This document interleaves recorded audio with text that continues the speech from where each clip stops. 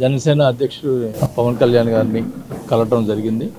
ఆయన పార్టీలోకి ఆహ్వానించారు. 26వ తేదీ నాడు విజయవాడలో జాయినింగ్ అవుతుంది జరుగుతుంది. మా నాయకులందరితో మాట్లాడుకొని అన్నీ కూడా జిల్లాలో ఉన్నటువంటి నాయకులు, కాన్స్టిట్యూన్సీ నాయకులు అందరితో మాట్లాడి చర్చించి అందరూ కలిసి జాయిన్ అవ్వటం జరుగుతుందని కూడా తెలియజేసుకుంటా ఉన్నాం.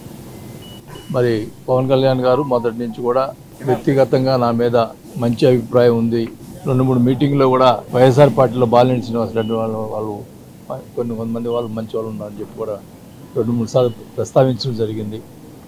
దానికోసం అని చెప్పి నాకు జరిగినటువంటి ఇబ్బందుల వల్ల నేను పార్టీ మారాల్సి వచ్చింది.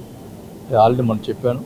ఖచ్చితంగా కూడా జనసేన పార్టీలో 26 చేరటం, జనసేన పార్టీ అభివృద్ధి కోసం నా సాయశక్తి కృషి చేస్తానని చెప్పి కూడా తెలియజేసుకుంటాను. వాళ్ళు చేసిన ఏదైతే అవినీతి ఉన్నాయో అవన్నీ కూడా తప్పించుకోవడానికి ఈరోజు మళ్ళా పార్టీ మారాలని చెప్పేసి ఒక పెద్ద మనిషి తిరుగుతూ ఉన్నాడు. నేను జనసేనలోకి వెళ్తున్నాం.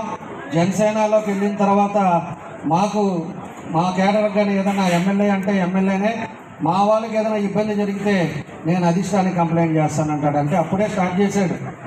అంటే జిల్లాని గెలికి వైఎస్ఆర్ పార్టీలో జిల్లాని సర్వనాశనం చేశాడు.